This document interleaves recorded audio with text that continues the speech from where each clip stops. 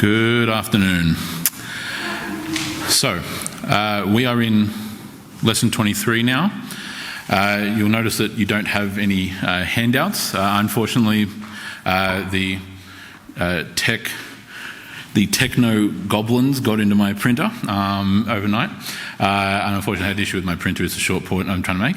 I don't have any printouts for you, but what I'll do is I'll make sure that once I fix the issue, I'll bring handouts for you all. We'll have them in the spare folders, so then next week, when you come, I can give you those copies, right? Everything that you'll see on screen, for those who are here presently watching, you'll be able to follow with on the screen, and so you'll be able to get it that way, but I'll have the handouts for you once I've resolved that issue, okay? So, yes, here we are in lesson 23. We're on Athanasius the Great, part 2, and as I explained last week, in last week's lesson, lesson 22, where we looked at more the general details of St. Athanasius' life, today we are covering the specifics, or a bit more of the specifics, not in full depth, or we'd be here forever, but some of the specifics of his life during his ministry or his episcopate, as relating to the 5 different exiles that he went through. So I'll just begin by reviewing briefly those specific details that we saw last week. Namely that his episcopate, or his ministry, his time as Bishop of Alexandria, formally began on the 9th of May 328 AD. And his tenureship there as the Patriarch, or the Archbishop of Alexandria, spanned over the course of 45 years, 17 years of which were spent in 5 different exiles. Those exiles are listed there on screen for you now. They were also mentioned last week, but namely speaking, in AD 336, 338, 356, 362, and 364. They varied in length. The one in 356 went for 6 years. Other ones, like the very last one, lasted all of a few weeks, but nevertheless totaling to approximately 17 years out of that 45-year period. And some of the reasons and some of the contexts of why that occurred we're going to see here today. Part of it will also be indicating to you how tumultuous and seemingly chaotic or frantic this time period was, not just, I suppose, for Athanasius the man, but also for the church at large. And there'll be certain points where we'll be highlighting, again, using some references from modern scholarship back to those time periods to see what some of the issues at hand were and some of the things that impacted him. And that's mainly part of, again, what I explained in the introduction last week. These 2 parts, part 1, part 2, setting us up with the context by which then, or through which then, we will read and work our way through some of the basic details of his 2 major works against the heathens and on the incarnation, which we'll look at in part 3 and part 4 respectively. One such quotation here is coming from Gilmartin, a work from 1890, in which he says that, and I quote, "During the 48 years," right, which is the total from the time that he was pronounced, formally it's 45, but during the 45 or 48 years of his episcopate, his history is told in the history of the controversies in which he was continuously engaged with the Arians. This is what then he goes on to explain. Again, there's much more of the quotation that's there before you. His time consumed in controversies with the Arians. And so there's some quotations from Gilmartin which we'll also use as well, specifically as we go through the text that's before us. So what we're wanting to do is examine the exiles, and we're going to go through again the 5 different exiles. Some of the basic details of that time period is what we're then going to examine here today. Okay, so beginning with his first exile, which occurs about 8 years, roughly speaking, into his episcopate, formally began back in 328 on the formal level. That time was a time in which Arius was growing even further after the Council of Nicaea in his influence. And as I highlight to you there, the problems really do begin in and around when he rises to the episcopacy in 328, when he refuses initially to accept Arius back into the Church of Alexandria. We pointed out when we covered the First Council of Nicaea that all bar two of the bishops or other officials there who were present, in the case Arius and one of his supporters, all but two of them actually assented and signed the Nicene Creed, in its proto-form at least. But nevertheless, as I pointed out also, this didn't destroy Arianism. It formally condemned it, so now that the church had the, let's just say, the framework to be able to battle against the errors of the Arians and to be able to have a formal basis upon which to point to the creed, formulated, of course, upon the scriptures, and say, this is what constitutes the Christian religion, this is what constitutes the true or the orthodox belief concerning the nature of who Christ is. However, Arius did not somehow go away. He became only more prominent. His followers doubled down and tripled down, which is much of what you're going to see here today. He had been sent, in reference to Arius, he had been sent into exile following that council. The Emperor Constantine the Great sent him into exile as a result. Yet at no point did he repent of that heresy, and he didn't all the way up until the day that he then dies. And so as a result of that, Athanasius rightfully maintained the sentence of excommunication upon Arius. If Arius had have turned away from his errors, the course of history may very well have been different. But sadly and unfortunately, Arius did not, nor did his followers, certainly not during the 4th century, nor those who became influential after him as kind of I suppose you could say the successors of Arius in one respect, those who became the influential leaders among the Arian movement in churches all around, particularly the eastern provinces of the empire. So Athanasius does his job, he fulfills his duty, he maintains the just sentence which was pronounced, and this is what then kind of launches or kicks off many of the problems. And even of the many things that can be said of this basic position that Athanasius takes, if anything, it is that although his committed stance to the faith and to truth caused him nearly another half a century of problems and dilemmas and riots and violence and near assassinations and so on and so forth, the principle of him standing by his convictions, and by standing upon the truth of the Word of God, is why we now are standing here essentially 1700 years later, learning about and learning from the example of the man who didn't compromise and who didn't back down, because this point is a critical juncture. His problems really begin here. Functionally speaking, they don't begin at Nicaea, they begin here when he becomes bishop or archbishop of Alexandria, and he refuses to compromise or cave in to the demands of the Arians, who are demanding that Arius be allowed back in, even though he's completely rejecting the creed. If he had have caved here, he would have saved himself half a century of problems, and he would also go down in history as someone who compromised the faith. That's an important point to remember as we go through. So, this quotation we have here, and again we won't go through the whole, but comes from a quotation from Hansen, one of the modern scholars on the issue. He explains that in this particular year, in which the seat of the Melitians, which was another sect, not the Arians, a different group, but a group of schismatics as we refer to them, who had allied themselves essentially with the Arians and were teaming up with the Arians in order to fight against people like Athanasius, a kind of I suppose enemy of my enemy is my friend type of relationship, sort of, kind of. They were two different groups, but they allied themselves against their common enemy, the Nicene Christians, or the Orthodox Christians, or Athanasius in other words. The Melitians found an ally in the Eusebians. Now this is a term, and this is where I want to kind of touch on that point. Eusebians is a term that you'll see come up here in some of what we're looking at. We'll mention him specifically. It's a man by the name of Eusebius, or Eusebius, of Nicomedia. Now he was, not in the literal sense, because he wasn't in the same region of the world, but he was, functionally speaking, in Arianism, kind of the successor of Arius. When Arius dies, he then, as in Eusebius of Nicomedia, becomes kind of the leader of the Arians, or one of the most prominent leaders. And so this term gets used not only contemporaneously back in the 4th century, but then kind of in academic works, we tend to refer to them as the Eusebians, in other words, those who were following Arius' successor, I'm saying that in inverted commas, Eusebius of Nicomedia, okay? So the Melitians and the Eusebians enter into an alliance, basically, and it was not until the next year, 334, that in this particular case, the alliance starts to appear, the fruit of that particular alliance starts to appear, and it refers to a council that was called in Caesarea in Palestine, the Roman province of Palestina.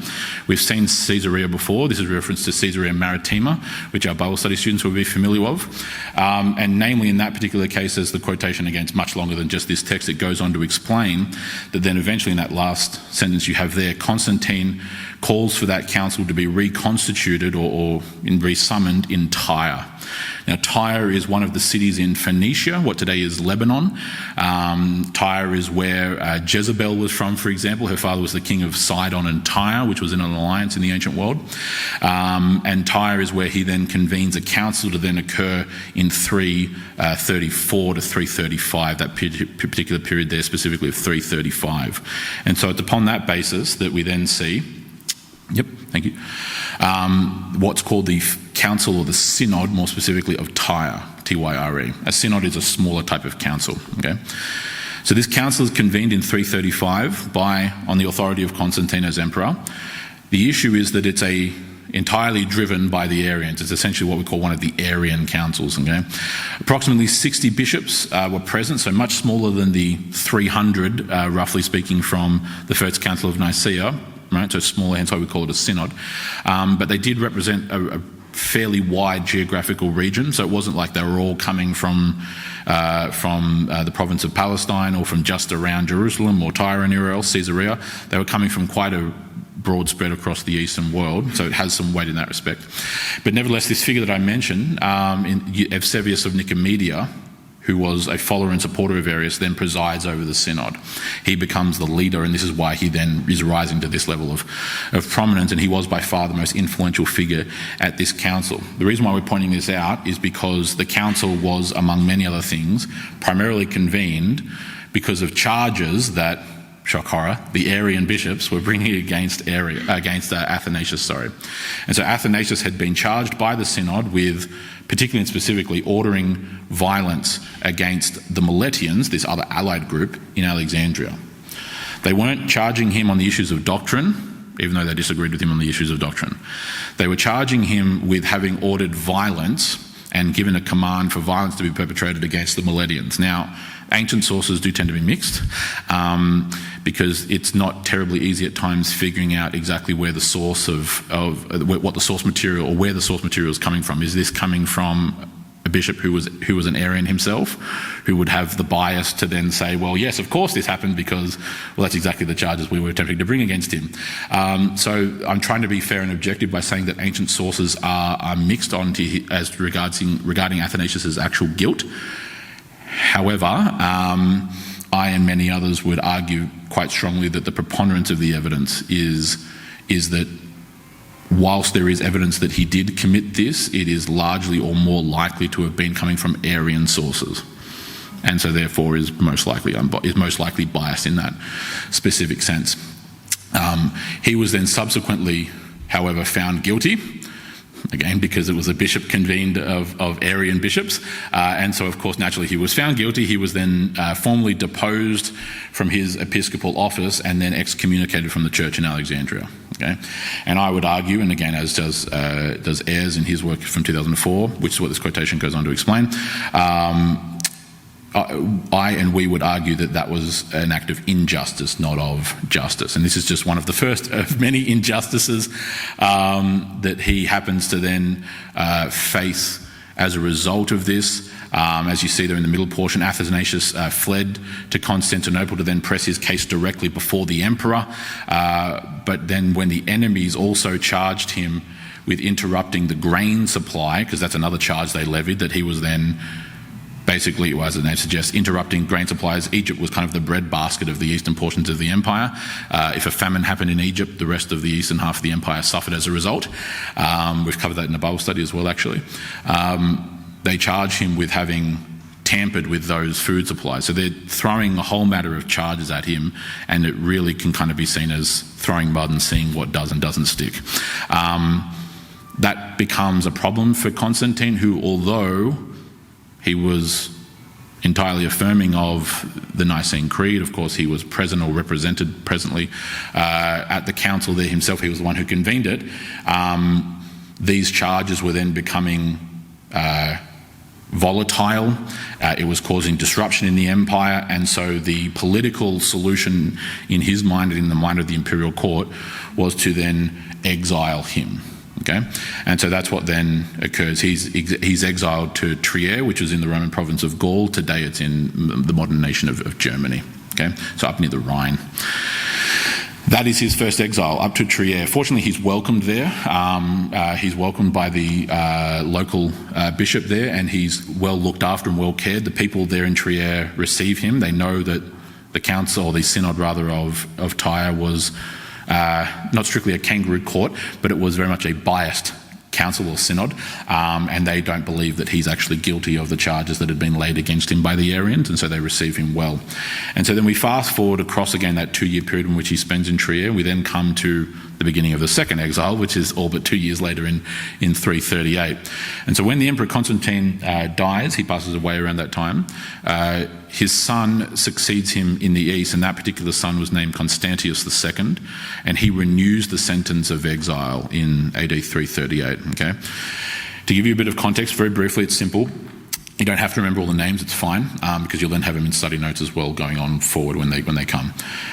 After Constantine passes away, he's succeeded by his 3 sons: Constantius, Constans, and Constantine. Right, so it's the father Richard naming his children Richard II, Rick, and Dick. It makes sense. Sometimes the names can get confusing because they're so similar. Constantine II, Constans I, and Constantinius II. Constantine is around for a little while, and he shares the western portions of the empire with Constans.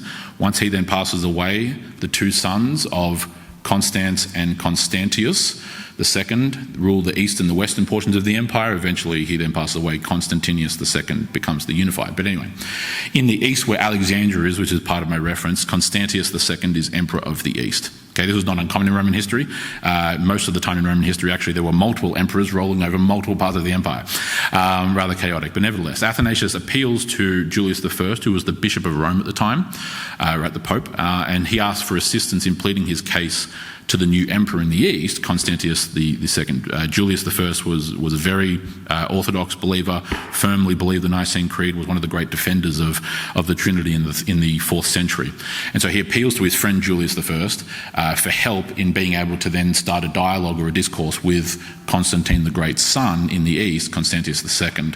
And so it's in AD 340 that Julius I then convenes what's called the Synod of Rome. Again, smaller council, and their purpose there is to examine the charges and the evidence that was brought up at the Synod of Tyre 5 years earlier.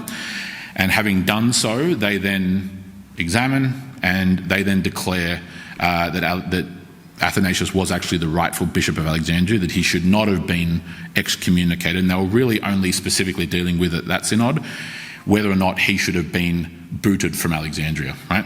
They then find upon the evidence that he should not have, and that was an action of injustice.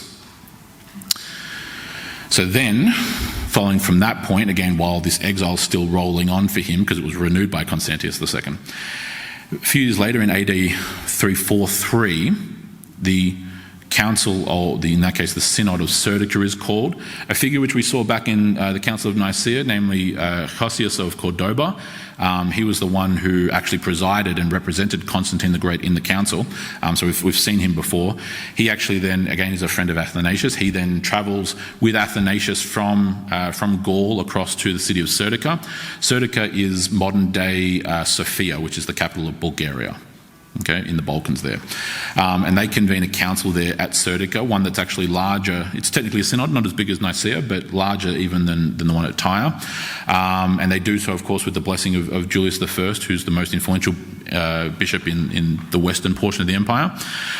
They convene that council, and it was formally called by Constans I, who was emperor of the west, and by Constantius II. So this had both the eastern and the western emperor's blessing to convene this council, which is a good sign.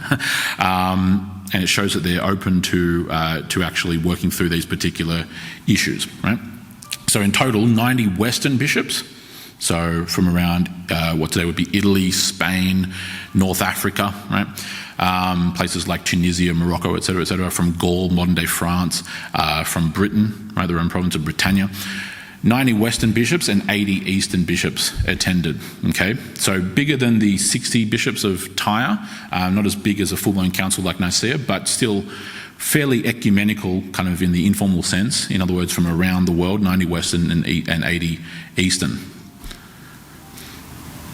And so through that particular council,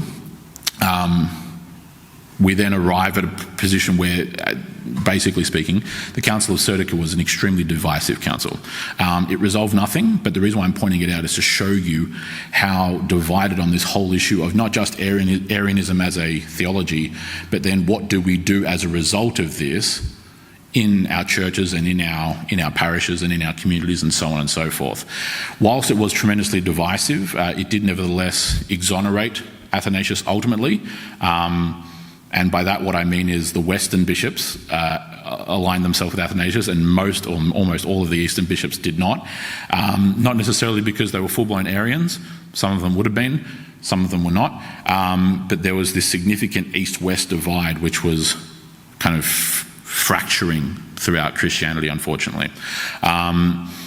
Athanasius was then subsequently reinstated in Alexandria as archbishop, and particularly with the overwhelming support of those Western bishops, as I mentioned. And so there's a number of canons, or in other words, laws or decrees that then were formulated as a result of that council, but there's just two which I want to touch on ever so briefly, namely the first and the second canons. We have this reference here, again, and it continues on. This is only an excerpt of the entire canon. It's much longer than this. But it speaks namely to one of the findings of the council, which is their lamenting or their bemoaning of the corruption that has crept in. The corruption particularly over decision-making, particularly over positions of power, influence, a whole host of things. They refer to it as this precedent evil, right? Or rather this mischievous corruption, which must be done away with from its very foundations.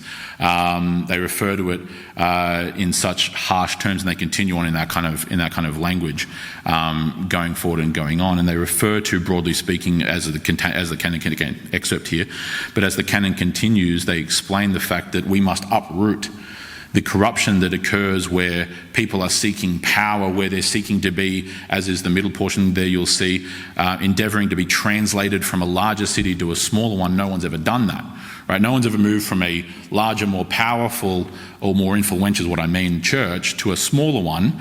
No, they're going from smaller ones to bigger, more influential ones, right? So seeking to work their way up the proverbial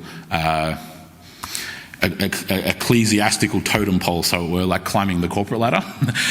They say the fact that it's obvious that no one's ever moved from a bigger church to a smaller church. No, they're only moving from smaller ones to bigger ones, because with the increase in the church, increased funds, increased renown, I'm the bishop of blah blah blah, right? And so they're bemoaning that particular fact that, in order to possess greater authority, as that particular excerpt finishes there for us. Yep. The second canon, kind of in a similar sense, kind of continues this same theme about those who advance by way of excuse or affirmation that he had brought letters from the people, in other words, the ladies. In other words, well, the people want me to become the new bishop of insert whatever place happens to be. So in other words, basically they are ascribing really fault to that by virtue of, well, simply because the popular demand is for you to be that, doesn't equate to the fact that God has called you to that, because after all, that's what every single wolf in sheep's clothing ever does. The charismatic leader who has it all together and who has a great speaking voice and who looks the part and blah, blah, blah, and his ability to sway the people and to sway the masses in order to promote him, and by telling them things they want to hear, by tickling their ears, to use that biblical language, this is the kind of thing they're condemning. And that's why they eventually finish by saying, we judge that those fruits must be condemned. Right? These things must be condemned, and rightfully so. This is the nature of how these canons tend to unfold. And again, they're larger than these excerpts, but they go on and on in this nature. And so giving that insight from that Council of Serdica shows you that the church is trying to deal with it, but they're facing heavy opposition, right? This is a tumultuous time in the course of church history, not under the guise or under the heavy weight of direct pagan persecution. That's what we've seen in previous centuries, but here in this context, it's the internal political and ecclesiastical machinations within the church that are causing or bringing about and driving some of these problems. And so then in relation to this, we then move on to the third exile here, which begins namely in 356. And again, one of the larger ones, this goes for 6 years itself, respectively. And so in AD 356, through the influence of the Eusebians, that group I mentioned earlier, who had become extremely influential in the imperial court at Constantinople. The reason why that figure I mentioned earlier, Eusebius of Nicomedia, is called so because at the time that he was alive, through much of the events that we looked at in that second exile, the imperial court was residing in Nicomedia, which is right near Constantinople. And so he was there. He was actually the one who formally baptised Constantine the Great, who baptised Constantine the Great, regrettably, but nevertheless, that was a point of contention of itself because many of the Christians were going, well, was Constantine's baptism legitimate? Because after all, he was baptised by an Arian. One of the points that was resolved, and this is a discussion for later councils and later church history, was that the efficacy of our baptism is not determined ultimately by the individual administering it. Thank God, right? So is the holiness of the minister who's presiding over that baptism, is that what determines the efficacy? Well, the church goes on to define it as ultimately no. It doesn't mean we should just be completely flippant and flagrant with who's doing it. That's not at all what I'm saying, right? There's a balance, but ultimately our baptism is not efficacious or effective based upon the authority of the one administering it. It's based upon the authority of the one into whom we're being baptised, namely Christ. Okay, but nevertheless, this is the problem that's arising here. The Eusebians, i.e. the Arians, were very influential in the imperial court in the east, and this is half the issues. An Arian bishop by the name of George of Cappadocia. Cappadocia is in central Anatolia, basically near where Colossae and Galatia are, right? So the letter to the Colossians, the letter to the Galatians, that's broadly near where Cappadocia is. This particular bishop was then appointed as the Archbishop of Alexandria in the east, again usurping Athanasius. So again, once more, Athanasius has been booted from the bishopric there in Alexandria, and this occurs in that particular time period under the reign of Constantius II. On the back of violent strife in the city, that was kind of going back and forth between the Orthodox believers and the Arian factions, Athanasius' church itself was actually attacked in that time and was damaged. It's not the first time. It's just one that I'm having to reference. It's also not the last in the 4th century. There are many issues of violence and riots breaking out and buildings being burnt down, things of this nature.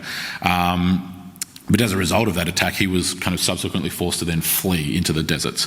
And he remained there for 6 years, essentially functionally in exile, partly by necessity, partly by decree, but nevertheless kind of the admixture of that. He then remains in exile in the deserts of Egypt, spends time with other early church figures that we refer to as the Desert Fathers, but nevertheless he's then forced to flee Alexandria as a result of this violent period in the mid-350s. Yep. So he takes that time, however, and this was occurring elsewhere, fortunately, in the ones that he's done before as well as in the ones to come, he takes that time to actually then produce a lot of the work that we have of his. One such work from this third exile is called The History of the Arians, which is, as I've described there, a rather emotionally powerful account of the persecutions that many of the Orthodox Christians were facing at the hands of the Arians. There were Arians, again, mixed bag, as I was kind of pointing at earlier on in this lecture. There were those who were staunchly Arian. There were those who were not full-blown Arian, but they were sympathetic toward it. We call them semi-Arians. They didn't believe everything that Arius taught, but they did believe a number of the things, and ultimately were rejecting the Trinity in its orthodox form. They were rejecting the full divinity of Jesus Christ, so on and so forth. So it's a spectrum or a scale. There were those, again, that were perpetrating violence. There were those that were aiding and abetting the violence. There were those that weren't perpetrating, but they were simply turning a blind eye to the violence, right? All these kinds of ends of the spectrum, he then lays out in his history of the Arians. It's not a text we're going into, I'm just making reference to it. And he nevertheless also then, in reference to one particular figure, George of Laodicea, who was one of the more violent perpetrators of Arianism, who would attack, who would lead and give order to and ultimately commission groups to attack Christians, the Orthodox Christians. Unfortunately, Laodicea obviously hadn't learned its lesson from Revelation chapter 3, but nevertheless, that's a whole other issue altogether, I suppose. This particular work that I'm referring to, the history of the Arians, includes a very scathing indictment of the Emperor Constantius II because of not only his, seemingly lackadaisical, no, that's not fair, his seemingly weak stance is the better way of referring to it, on the Arians, that ends up resulting him appeasing them, constantly appeasing them again. He's not a full-blown Arian. Constantius II is one of those figures we refer to as semi-Arian, but he appeases the Arians to no end during his reign, and it only creates more and more and more problems. Again, these are the kind of moral lessons that we can also learn, not just practically but also in principle, of appeasing evil never works. Right? Appeasing evildoers doesn't bring peace, it only brings war. It doesn't put an end to conflict, it only inflames conflict even more. When you give license to corruption and to wickedness and to chaos and to evil, you only give it more room to fester and to metastasize like a cancer. It only spreads and grows. Appeasing evil has never worked and never will work, and that's a lesson which we need to recover right quick in our own time in many, many respects. Yep. So that moves us on to then the fourth exile, which essentially, again, like we had earlier on in the first and the second, it follows on immediately from the third exile itself. It's a renewal of that exile. And so following the death of Constantius II as emperor in the east, that occurs in late 361, he was then succeeded by an even worse figure, who we refer to as Julian the Apostate, or the Emperor Julian the First. Now, Julian is referred to by that moniker or that nickname, Julian the Apostate, because he actually abandoned the Christian faith entirely and for basically a revived version of Greco-Roman paganism. He wanted to reinstitute all the old Roman or Greco-Roman pagan traditions, rebuild the temples, bringing back in the sacrifices to Jupiter and to Jove and to Venus and everyone else in between. Fortunately for the church, his reign was actually quite short. Not the shortest in the Roman history, but one of the shorter ones, only 2 to 2.5 years roughly there, that 361 to 363. But he's referred to by that name for a very good reason, right? Because unlike the predecessors who had converted to Christianity, he himself actually apostatized from it. He was a pagan, as I explained, and spent his comparatively short reign perpetrating many campaigns against the churches and against the Christians in order specifically to undermine and corrupt Christianity. He spent his reign with that explicit purpose of doing everything he could to corrupt Christianity and to bring back paganism to the empire. You've seen, and this is why I point him out here, for the sake of not just history, but to show you kind of the problems in their progressions. You've had the Emperor Constantine, who's been a defender of the Trinity and a defender of the divinity of Christ and a defender of the Nicene Creed. He's then succeeded by his two sons, especially Constantius II in the east, who's functionally speaking a semi-Arian. He appeases them, he believes some of the things that they believe, some of the things they don't believe, and then he's succeeded by an even worse one, namely Julian the Apostate. So we've gone from good to bad to worse in this particular respect, especially in the eastern portions of the empire, where, of course, Alexandria is and where Athanasius is operating.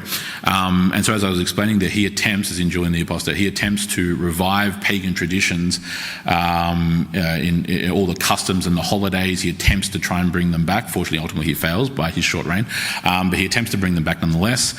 He bans Christians from having any teaching posts, any teaching jobs in the empire. So at the schools and the universities around the empire, he bans Christians from teaching, including especially, and this was his main gripe with the Christian educators and scholars, was that the Christians in the early church, especially because they were overwhelmingly Greek themselves, or Greco-Roman in culture, would use Greco-Roman history to then point towards the truth of Christianity. So they would, and that's why we explained, of course, for those who have been here since the beginning of this particular class, going through all the way from lesson 1, this particular course, we began by explaining a lot of that Greco-Roman history.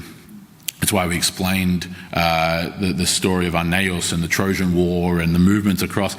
It's so that you can then see, here's the context in which the Gospels are written. Here's the context in which the apostles lived, right? So on and so forth. Here's the context in which the early church dwelt and resided.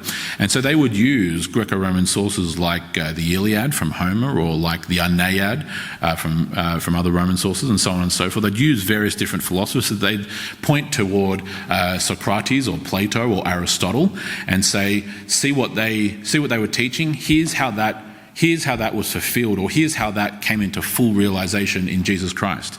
Of course, the Apostle John himself does this in regards to the Logos, or the Word, in John chapter 1. It's the exact same thing.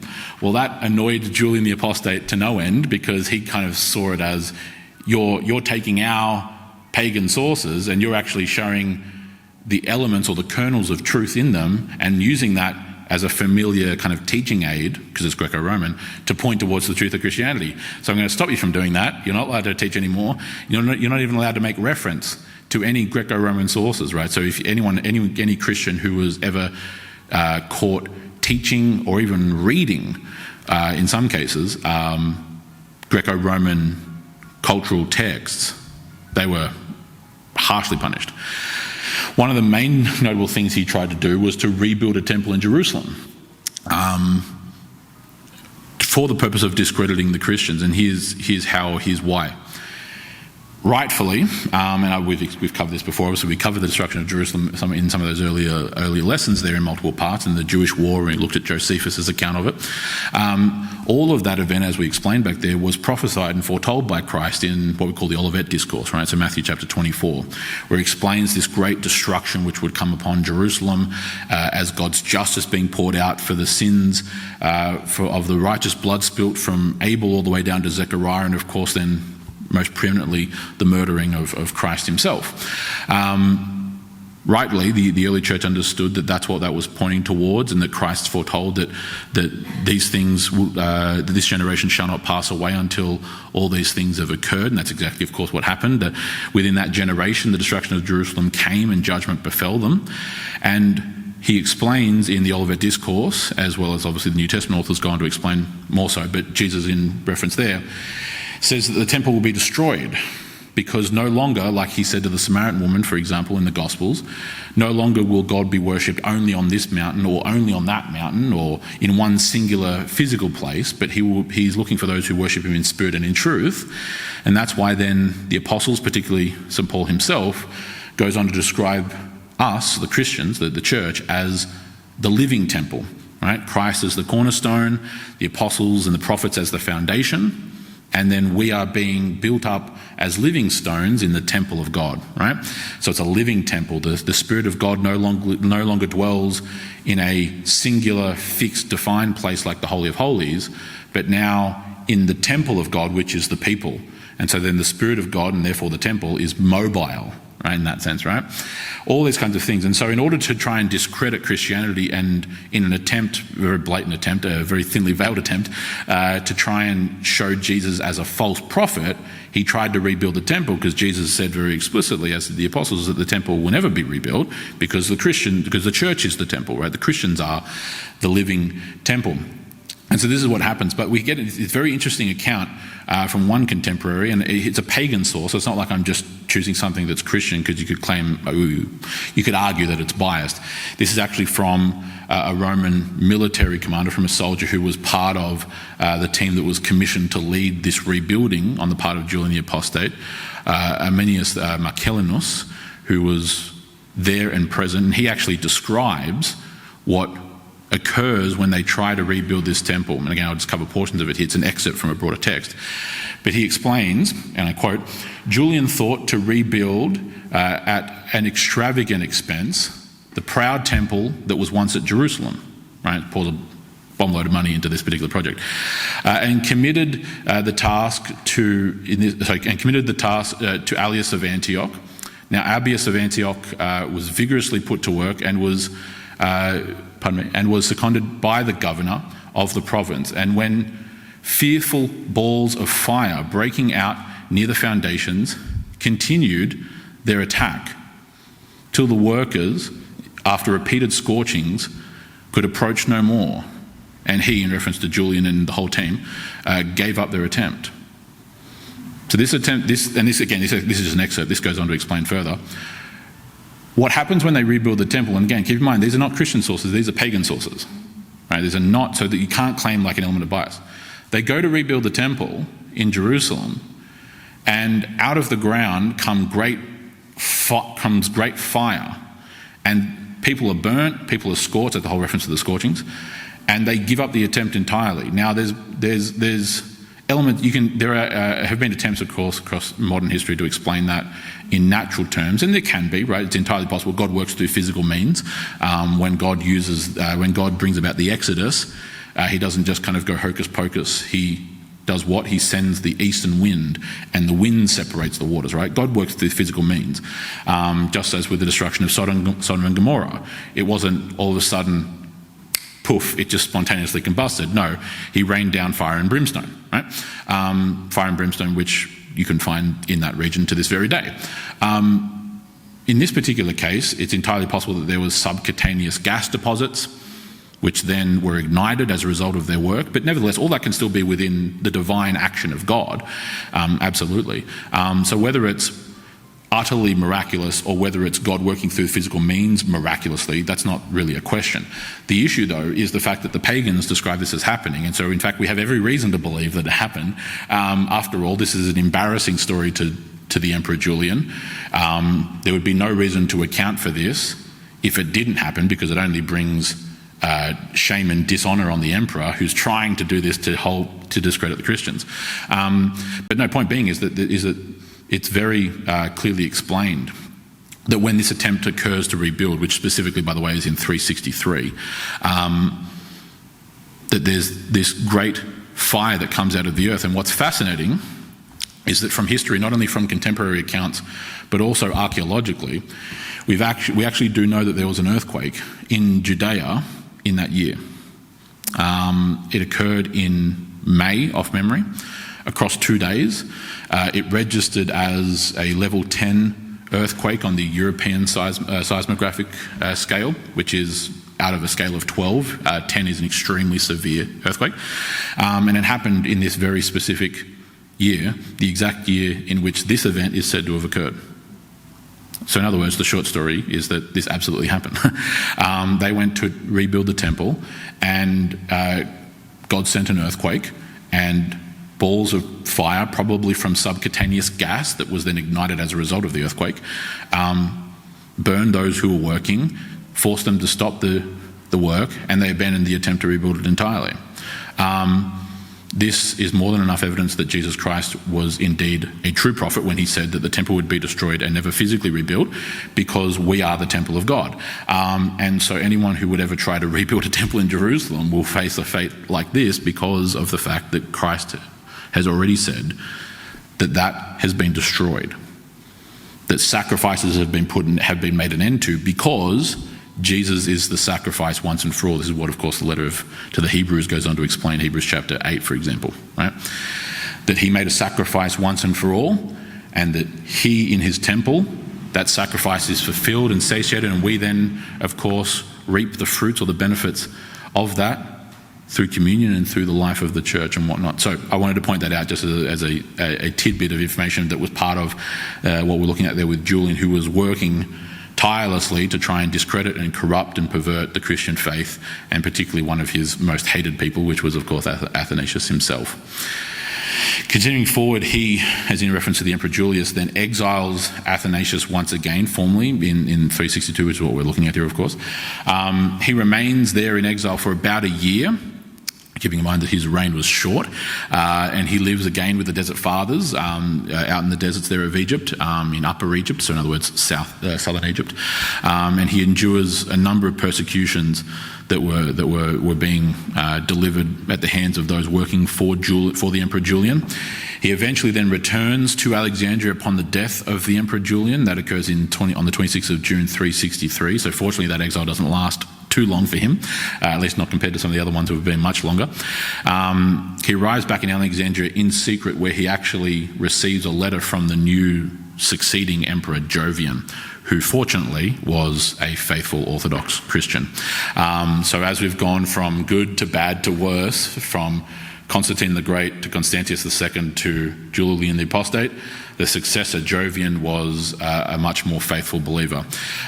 He didn't completely eradicate or knock down all the pagan temples which had been rebuilt by, in that case, Julian, but he started rebuilding churches which had been destroyed. He was favouring heavily the Christians, right? So he on the whole, did a good job. And so he then finds, upon returning to the city, a letter of reinstatement from the new emperor himself. And that moves us on to this final exile, which is the fifth exile, which then occurs one calendar year later from where we are, namely in 364. With the accession of this new emperor in the east, following on from the figure I just mentioned in regards to Julius, he only reigned for a little while, about 7 months, right? So not long. He's then succeeded again in the east by another emperor who was then ascended on the 28th of March 364. His name was Valens, and unfortunately then a fresh wave of persecution, Valens himself being a semi-Arian, not full-blown, but very much sympathetic and on side of the Arians. A new wave of persecution then comes. So in this span of, just to zoom out a bit here, from basically 362, 363, 364, it's been a gigantic pendulum swing one way and then the next for Athanasius. It's started over here, it's swung back good under the successor, and then gone back to not as good under Valens, right? All this is to try and show you how completely tumultuous his life was and how this was just back and forth, back and forth, back and forth. Valens himself, as I pointed out, a semi-Arian. Deposed many of the faithful bishops in the east, including, yet again, Athanasius. And so the issue, though, a good issue, the fortunate thing for Athanasius was that this time around, for a variety of historical reasons which are pointed to in some of the source material, the faithful Christians in Alexandria were kind of sick of their bishop continually being exiled. They were kind of sick of having this kind of flip-flop of who's in charge. And so the faithful supporters of Athanasius, the faithful Christians, those who were sick and tired of Athanasius being exiled, caused a bit of a ruckus. By all accounts, the ruckus was well within the limits of what we would ever constitute as moral, but they put a lot of very public, overt pressure on the new emperor to not exile him. He does, right? But because of this kind of public pressure, the emperor then provides a bit of a concession. He promises essentially to conduct a special investigation of Athanasius, so kind of treat Athanasius as a special case, which would then be examined, right? And so, after all but a few weeks of this going on, Athanasius starts to suspect, rightfully so probably, that the new emperor is almost certainly plotting against him to try and exile him, or even potentially worse. I don't want to over-exaggerate what the original source material says, but nevertheless the plotting and scheming of the new emperor was pretty apparent to Athanasius, and so he decides, secretly or covertly, to flee the city, right? Out of physical necessity, is what I mean. And he seeks refuge at what's described as a country estate or a country house outside the city of Alexandria. And he does that in late 364, so October 364. Other contemporary sources from that time seem to indicate that this was actually his ancestral land, where his family cemetery was, and because he's from a Christian family.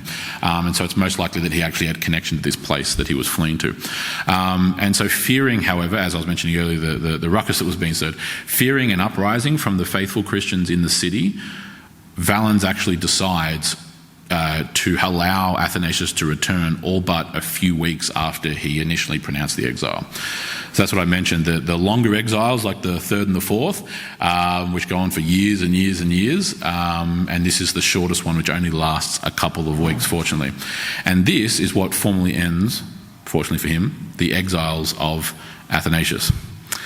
So, to conclude, and this is the ending of our lesson today, it's unlikely you're going to remember all the names. It's unlikely you're going to remember every single day. That's why we have the study notes when they're here. That's why when you get the study notes, you can go back and review, or you can review this lesson when we publish it online. This might be one of the lessons you want to go back and listen to again if you want to try and catch up on details, or going through the notes when we get those to you. But just to conclude on how this finishes up for him, again, that's 364. He then passes away in 373. And so upon his return, Athanasius begins repairing much of the damage that had been kind of caused or perpetrated during his many exiles. We covered that in part last week as well.